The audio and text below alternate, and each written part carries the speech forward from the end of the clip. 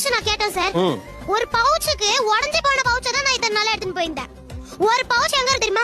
மேல இருக்கு, பரண மேல இருக்கு. அதை எடுக்க கூட இவ்ளோ பண்றாங்க சார். சார் இது வேகா இருக்கட்டும், ஃபுல்லா உடைச்சு முடிச்சு பாருங்க. உடைச்சு நொறுக்குற பிறகு உடைச்சு தூள் தூளா கிடக்குது. இந்த பாட் தனியா இருக்கு, இந்த பாட் தனியா இருக்கு. அப்புறம் எப்படி ஸ்கூலுக்கு எடுத்துட்டு போக முடியும்? அந்த உடைஞ்சு போன பாக்ஸே 2 வருஷமா வச்சிருந்தேன். இப்பதான் ஒரு 4 நாள் 3 நாள் இருக்கும். அப்பதான் எடுத்து தந்தாங்க. சார் ஒரு சைடு யூஸ் பண்ணிக்கோ, வேஸ்ட் எதுக்கு பண்றது? எல்லாம் முடிச்சு ரெண்டு சைடுமே உடைஞ்சிருச்சு சார். ஆக்சுவலா நீங்க அமைதியா இருக்கதா உங்களுக்கு நல்லது நான் நினைக்கிறேன். ஏன்னா நீங்க ஒரு வாய் திறந்தா நீங்க 10 பாயிண்ட் வருது. அது படிக்கும் போது கூட சார் நம்ம ஒரு 4 லைன் சொல்லிதான் அதுல ஒரு 100 டவுட் வரும். எனக்கு ரொம்ப டென்ஷன். டவுட் தான வருது. நியாயம் என்ன கேக்குறேன்?